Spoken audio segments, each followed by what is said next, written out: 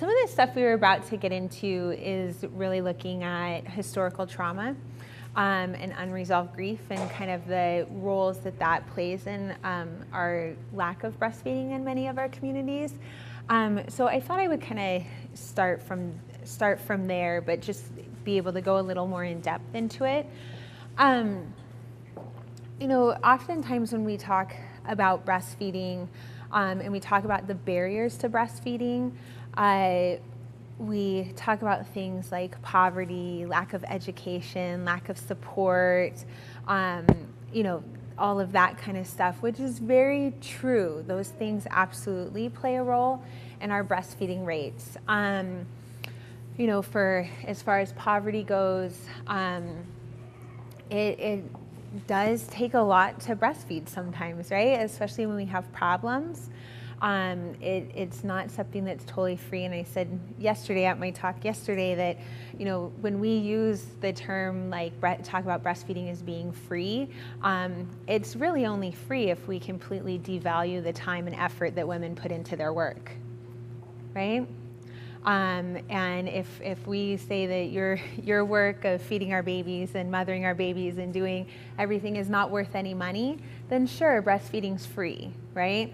But if we actually were paid for that work, you know, or compensated appropriately for what we're doing for our communities, we would have lots of money, right? So I typically don't like to talk about breastfeeding as being free, again, because I just really feel like it devalues the time and effort and what we do as women in our communities and the role we play. But if we are just talking about money, right, like green money, that's the other thing too, is when we talk about, you know, wealth is relative, you know, and we all have different views of what wealth is, but being poor does disproportionately affect our breastfeeding rates, right? And we know that women of color, especially Native women, are more likely to be poor, live in poverty compared to white women. And so when it comes to that, yes, money does play a role, right? So not only is, you know, if we're needing help with breastfeeding and unable to access that, right? If we can't have a lactation consultant come to our house, whether it's we live in an area where there's not access to a lactation consultant, or if we're in the city and a lactation consultant is $200 to come to our home, right? That's a lot of money for a lot of families, not just low income or low resource families, right? 40% of middle class families can't afford a $400 emergency, right? So something like $200 for a lactation consultant is completely cost prohibitive for a lot of families, especially if they're hoping to take a few weeks off to be with their baby, right, and not bringing home a paycheck.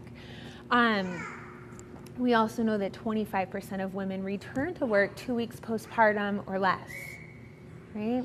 So 1 in 4 women are returning to work 2 weeks postpartum or less, right? Like, we can't even walk right at that point, right? Like, that's really, really, really early. We're still absolutely healing from our births. You know, we figure that it takes at least 6 to 8 weeks to heal physically from a birth, let alone the mental and emotional impacts that becoming a mother has, or bringing a new baby into our family has. So, you know, when we think about the women that are returning to work so early, like those are not poor women, right? Poor women are not the ones that are getting 6 months off, right? Like it is typically like well-off, middle class, middle upper class, white women that are the ones that are getting 12 weeks unpaid time off, right? And also when we look at specific companies that provide maternity leave or parental leave, those tend to be kind of more white collar jobs, right? So places like Microsoft, Amazon, Facebook, they're providing several months of paid leave for women. Women that are working at McDonald's or working at the grocery store, working at the casino, they're not getting that, right? And when we think about the biology of breastfeeding and establishing breastfeeding, it does, even in the best scenarios, it does take several weeks to happen. and, and to be established. And so if we're having to return to work so early, that can absolutely play a role, and breastfeeding is just never going to get established because we're having to go introduce bottles really early, our supplies never established, that kind of stuff. So yes, poverty plays a role in things. And again, women of color, Native women are disproportionately affected by poverty. We know that. When we look at support or lack of education, that's the other one. Lack of education also plays a role in our breastfeeding rates. So, what is the information we're getting? We spent a lot of time talking about that this morning. What are we learning from our providers? What are we learning from our nurses? What are we learning from our home visitors? What's the information we've gotten from our community about breastfeeding, right? Because traditionally, I say traditionally there would be no need for a lactation consultant. There would be no need for a doula. That was a role that traditionally our mothers and grandmas and aunties filled that for us, right? Because they had been breastfeeding since the beginning of time, right? There's a really great study done with the Maori people, not specifically on breastfeeding, but they were asking a whole bunch of questions just about their culture. But one of the questions they were asking of the young mothers was, who taught you how to breastfeed, right? Or who taught you how to breastfeed? How did you learn how to breastfeed? And their answer was, I've always known, right? It was something they always knew because it never left, right? It never left their communities. So it wasn't something they were taught. They were just immersed in that culture, right? And yesterday we had spent some time talking about gorillas in captivity and about how gorillas in captivity don't know how to breastfeed. They don't know how to mother. They've never seen it, right? So their babies are born and they walk away. Okay, and humans are very similar, right? We don't necessarily walk away because we have awesome brains that tell us that's not the best thing to do, and that kind of stuff. But if we haven't seen breastfeeding, if we haven't grown up around it, if we haven't been immersed in that culture, absolutely we have to learn how to do it from someone, right? And because our grandmas, our aunties, or great grandmas also didn't breastfeed, they don't have that information to tell us, right? So that education piece is absolutely important. And then the other one is support, right? A lack of support. This is the number one reason why Native women say they stopped breastfeeding or didn't meet their breastfeeding goals, where for white women, the number one reason they say they didn't meet their breastfeeding goals is a lack of education, right? And then lack of support is number two, and it's flipped for Native women. So lack of support is a big one, right? When we're at home, are we shamed for breastfeeding our babies, right? Does our mom tell us we need to give our baby a bottle? Do they think our baby's not getting enough food because they can't see a bottle full of milk and see that bottle empty, right? They want that security. Because again, we have pretty tough trauma histories, which I'm going to go pretty deep into today, where starvation is not that far off, right? It wasn't that long ago that we were very concerned about not having enough food for our babies, and so of course we want our babies to eat, right? We would never want our babies to starve. So when grandma says feed that baby, give that baby a bottle, they're hungry, she's coming from a place of love, right? It's a deep, deep love for her baby and her daughter or her son. But she just maybe doesn't have the information she needs, right? Maybe if she learned about growth spurts at 3 weeks, right? And can say oh yeah, remember your home visitor told us that at 3 weeks, a lot of babies go through a growth spurt, and that they're really hungry. Why don't you just go set up in your bed and turn on a movie? I'll bring you dinner in bed, right? You need to just sit and nurse, right? Maybe if she had gotten that information, she wouldn't have been give your baby a bottle, they're hungry, right? That kind of stuff. So that lack of support from our matriarchs is important, right? We want to address that and figure out a way to bring in our matriarchs so that they can support us. Partners also play a role, right? We definitely have partners that will interfere with breastfeeding, right? They're also might be concerned about how much their baby is getting. They might be jealous of how much attention their baby is getting from mama, right? That kind of stuff. For a lot of moms, you can find me hard pressed to find a bad thing about breastfeeding, but there are some things that are kind of annoying. And one of them is that touched out feeling, right? Where we're spending 10, 12 hours a day breastfeeding, feeding our babies, mothering, and if we have other kids, they're all touching us. I mean, it's just overwhelming. And then like our partner comes home and wants a kiss or a hug or something, and we're like, no, stop touching me. Like, I just don't want to be touched. And that can be hard. Like, that can be hard for partners, right? That can be really hard. Also like our community, like how does our community support us? Do we feel comfortable breastfeeding at the powwow or at the basketball tournament, or in the lobby at the clinic, those kinds of things? Do we feel supported? Is someone going to come and tell us that we need to, cover up or we need to go somewhere private, right? Again, when we do that, we're telling women that their time, their contribution to our communities is not valued when we're telling a woman who's breastfeeding to go somewhere else, right? We're saying you're just like, yeah, it's great if you can come, but you're really not that important. You should go somewhere else, right? We're not going to miss you. This is the information. I see this at conferences a lot where women need to leave the room to breastfeed, right? Like they can't do it in the room or don't feel comfortable doing it in the room. And then they miss out on really important information. Right? Their learning is super important. So that community support is also there. So those are things that I think are important. Those are things that we can address. But those are not the primary reasons why I think we have low breastfeeding rates in the Native community. And I really, really deeply believe that a big reason why we have such low rates is a result of trauma and just generations of trauma and these kind of systemic efforts that have been put in place by the government and other communities to separate Native women from their children.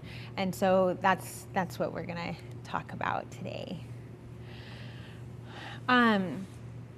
So we're all on the same page with this. I know, some of you, a lot of us already know about historical trauma or have at least some idea of it, but a lot of us don't, right? A lot of us haven't been given this information. This is not stuff we're taught in school.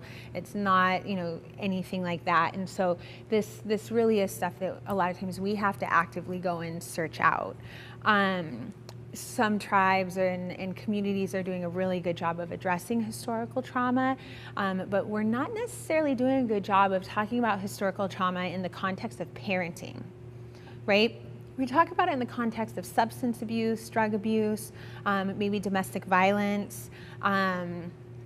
Maybe you might even talk about it in when it comes to food sovereignty, that kind of stuff. But no one's really saying let's talk about this and what this means for parenting.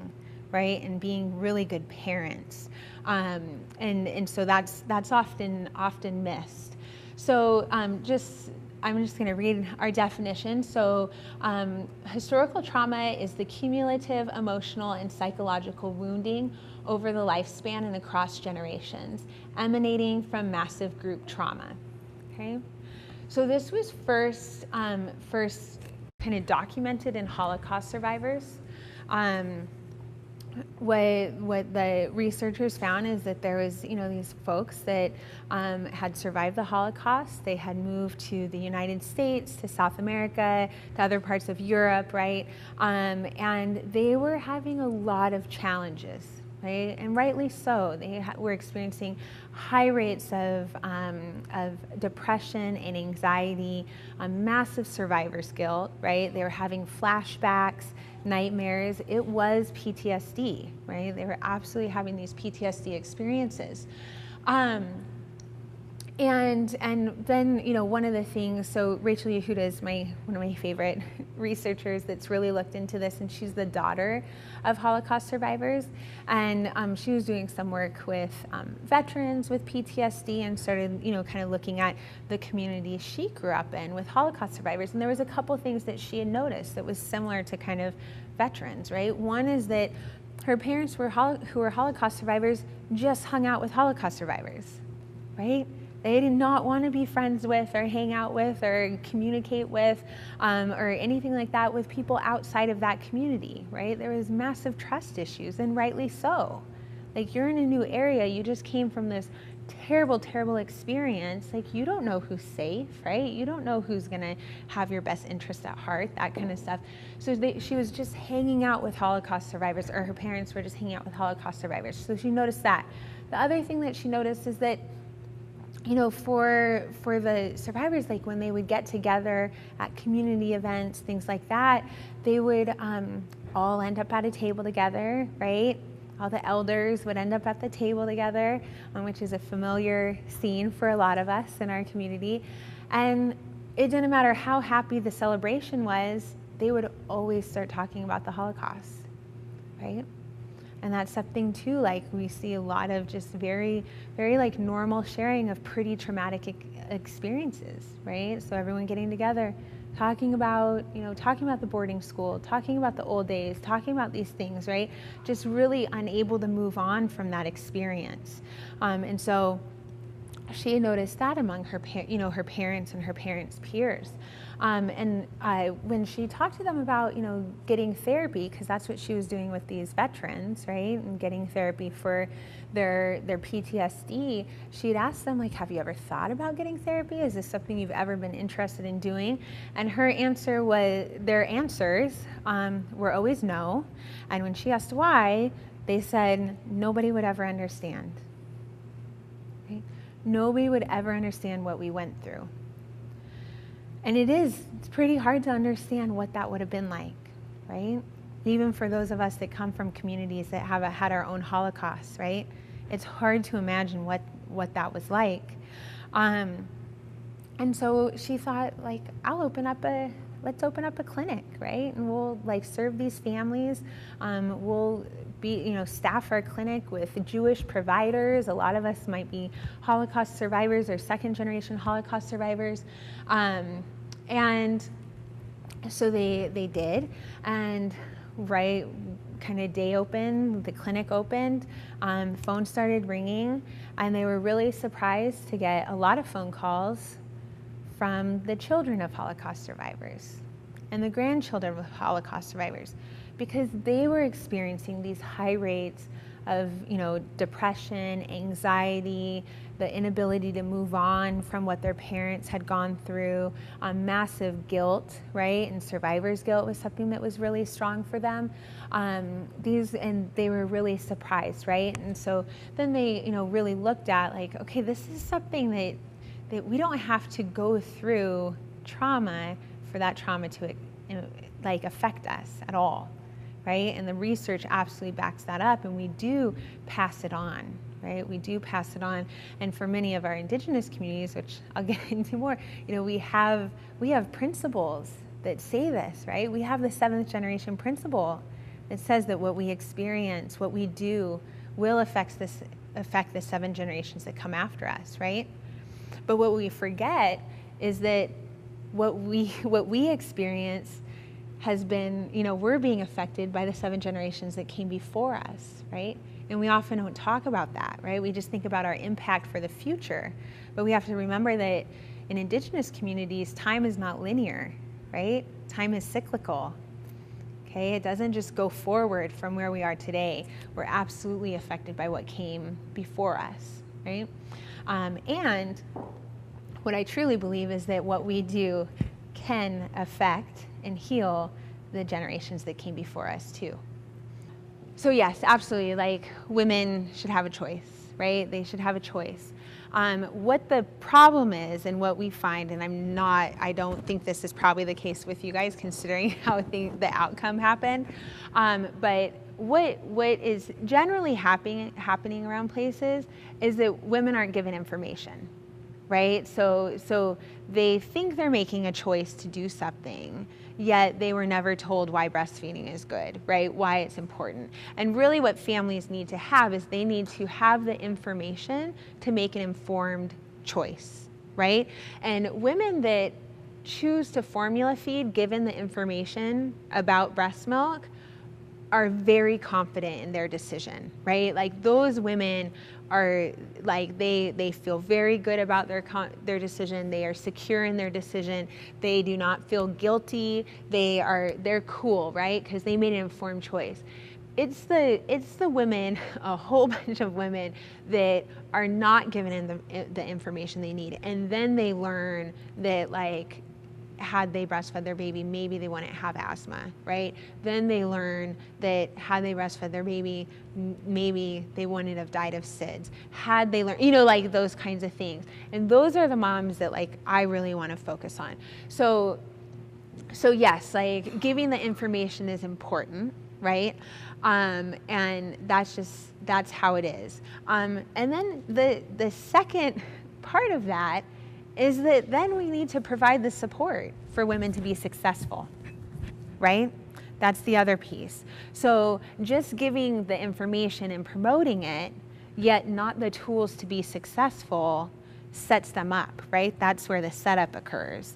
And there's lots of reasons why we're unable to provide that, right? And especially in rural communities, where maybe we don't have a lactation consultant, maybe we don't have someone that knows how to handle these really difficult problems, right? And that's a really hard spot to be in. That's where I think, like, we need to really, like, spread the knowledge and talk more about, like, so that anybody can handle a breastfeeding problem. But that's going to be the big thing, right? Because it's like, I mean, I run into it all the time. Well, we can talk all we want about how great breastfeeding is, but if that mom is returning to work 1 week postpartum, right? Like, she's been set up, right? She got the information. She wants to do it. She knows it's the best thing for her baby. All moms want what's best for their baby, right? Yet she has to go back to working at the, poker table, dealing cards 1 week postpartum because she's the sole provider in her family. We don't have adequate maternity, scratch adequate. We don't have paid maternity leave, right? There's a few tribal communities that provide it, but, she's been set up to not be successful. So that's where, I think we have to look at the long game of things, like, we still don't want to withhold information from families. We want to give it to them, but then we really want to work on providing that support for them so that they can be successful, and that's where, like, home visitors and for moms that are, that aren't able to be successful in breastfeeding, as the lactation consultant, this is where I think, like, I often say as a lactation consultant, 90% of my job is counseling, right? Like, the breastfeeding problems tend to be pretty easy to deal with. There's certainly some that are really challenging, and you're gonna work with a family for many, many weeks, that kind of stuff. But a lot of them are fairly simple things that just with a little bit of knowledge and education, like, I'm able to help with. But a big chunk of it is that counseling, right? And, like, where that mom that is feeling terrible that her baby is not getting breast milk or not getting as much breast milk, or that they don't look like that ethereal, beautiful woman breastfeeding. I mean, there's lots of emotions when it comes to being mother, and that's where I think, like, as providers, we really need to work on our skills of comforting moms in that time, right? Like, I have full on, like, gotten in beds with moms and just let them cry and tell them how sorry I am that this didn't work out, that I know how hard they worked, that, your baby loves you so much, and that every drop of breast milk does make a difference for your baby. We know it makes a difference, right? We know that, like, a baby that just gets colostrum has better health outcomes than babies that don't get any. Right? Like, that kind of stuff, like, that kind of information can be really helpful for moms, and so it's an unfortunate situation, but I think, supporting the success and making it so they have the tools to be successful is really important. So, yeah. This is also a really nice activity, especially for those of you that are doing, like, prenatal groups or new mother groups or things like that, or with breastfeeding groups. This is a way that I do a importance of breastfeeding. So I did this at the Blackfeet tribe in Montana, and I was doing a breastfeeding training for their hospital staff. All their nurse and doctors and midwives and nursing assistants were all there, and it was wonderful. But I drew a medicine wheel on a big piece of paper, and then I handed out all these little circles, right? Yellow, red, black, and white circles. And as you probably know, like, the medicine wheel, really symbolizes holistic health, right? We have, it symbolizes balance, right? That there is spiritual, emotional, mental and physical health, right? And each of our colors represent that. So you have like our yellow is the physical, and I just had people throughout the day write down why breastfeeding is important for them, and look at all of these wonderful things, right? I mean, there is just a whole bunch, and they ended up laminating it and sticking it up as artwork in the clinic. But you know, some of the things people talked about was the immune system, less menstrual cycles, you know, for physical health, for mental, feeling confident as a provider of love, nutrition, and nurturing, wards off depression in moms, right? This is something like postpartum mood disorders are a huge issue. I find that I'm finding more and more that as I work as a therapist with Native families, that really what we're dealing with is a lot of untreated maternal mood disorders, right? They can be like 20 years postpartum, right? And when we kind of go back and look at their history, it's that having a baby, right? And postpartum depression or postpartum anxiety set in, but it never got treated, right? Because that is also something that tends to look different in women of color, right? Because a lot of times we're the only ones doing our thing, right? So we don't have time to sit on the couch and cry the way the commercials show us, right? We don't have time to look longingly out a window, you know, like the way we see on commercials, you know, things like that, because, you know, we got 5 kids and we got our sister's kids, and, you know, we need to go and get them moving and do their thing, and then we got to go take care of our grandma and get her to the doctor, you know, so it doesn't look the same, right? We kind of have that like that superwoman complex type stuff, and so those depressions, that anxiety goes really unnoticed a lot of times because it looks different in our communities. But breast milk absolutely plays a role, breastfeeding in if we don't breastfeed, increasing the risk of maternal mood disorders. I will say though that while breastfeeding, not breastfeeding decreases the risk of, not breastfeeding increases the risk of maternal mood disorders, but breastfeeding problems increases the risk of maternal mood disorders too, right? So that's also why it's really, really, really important to address breastfeeding problems and not like wipe them away and just say things are normal and like it'll get better in 6 weeks, just deal with your bloody nipples, right? Like we would never, ever, ever say that to anybody else that comes to us bleeding, right? Or comes to us in that type of pain, right? We are going to treat that. We're going to help them. Yet when it comes to women, especially mothers, we just tell them to deal and it's going to get better, right? And it doesn't, right? It gets better because they quit, right? Then those problems go away, but they don't, you know, like we need to treat them. So, and for moms with breastfeeding problems, they are at an increased risk of maternal mood disorders. So we need to really check that out.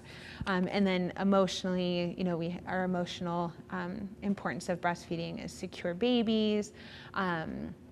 You know, a family might have more money, so they're less stressed about money, having to spend that, you know, spend money on formula, things like that. And then the spiritual was our white, I believe. And some of the things people said was, the Creator blessed me with the nourishing abilities to carry on my tribe, healing generations, right? Which is exactly what I had experienced too. Yeah, so yeah, we were talking about that, and that was the other thing I was going to say. Like when it comes to choice in hospitals, is we know, and the research is very clear, that typically women of color are not given the same information that white women are given, especially from providers, healthcare providers, so in the hospitals, right? We also know that lactation consultants will spend significantly more time with white mothers than they will women of color in hospitals, you know, like that kind of stuff. We're seeing that, and that's very much like there's implicit bias there, right? They don't even notice it. Like a lot of LCs would probably be shocked if we did a time study of, you know, them in the hospital and see like, oh, you spend 25 more minutes with the average white mother and less than 4 minutes with a Native mother or something like that. Like they'd probably be like, what? Like no, you know, like that kind of thing. So that implicit bias is really important. And then, you know, from what I was hearing is that a lot of times in the hospitals, like the providers are treating Native mothers differently, right? And so there's a couple of things. One, like we can just go one mom at a time, try and give them the information, give them the support, right? Do some advocacy for them, teaching them how to stand up for themselves. Because again, when we look at our history, right, there is a great risk involved with a Native mother doing something her doctor didn't, like the opposite of what her doctor says, right? Because we know what happens to brown women when they do something that they're told specifically not to do, right? Or if a doctor says, your baby's hungry, your baby's losing weight, give them this bottle, right? We're not gonna, we don't wanna ruffle those feathers, right? Because we wanna leave with our baby, right? That's we're like survival mode. I wanna leave with my baby. And if I just need to listen to these guys for the next 24 hours, I'm gonna do that and I'm gonna go home, right? Unfortunately, when it comes to breastfeeding, we know how important the first 24 hours are, right? And the first 48 hours are. And so that kind of whole, I'm just gonna take care of this when I get home, often doesn't work out, okay? So, working with them, I think having, you guys, I know don't have a doula program, but there's certain types of things that we can do, having doulas, having an advocate in the hospital that can be a third party to really advocate for the family, but for a lot of, and also, we need to also not just be educating mothers on this stuff, right? And I said yesterday that I am fairly certain that I could get 100% breastfeeding rates if I did a breastfeeding class just for the grandmothers of those women, right? If you give me the grandmothers or, the mothers and the aunties of the pregnant person and let me teach them about breastfeeding and how to help with breastfeeding, all those babies will be breastfed, right? All of them.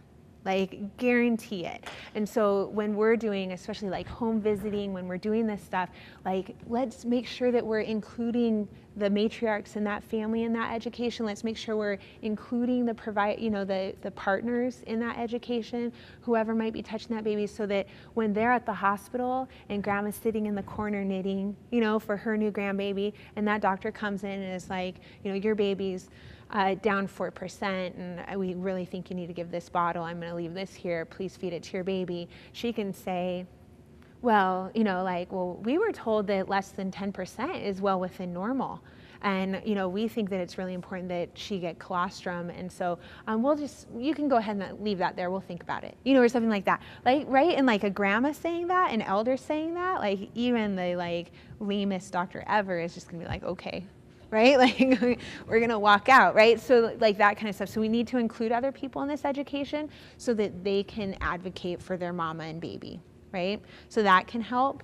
And that's where doulas, other folks could be really beneficial in that too, because they're going to be there. They're going to be able to help advocate and be that third party to help out. And then also, I think tribes can do a lot, right? Kind of if we go systemically, and I don't know exactly how things work out here, but for a lot of tribes, in Washington, we don't have an IHS hospital, so all Native moms deliver in general population hospitals, which I think is how it works here too, right? And so typically what happens is mom goes to the clinic, right? Gets her pregnancy test, the tribal clinic takes her pregnancy test, gets the positive, and then she goes into town and is not there for 10 months, or, is not at the, not getting her care at the tribe or anything like that.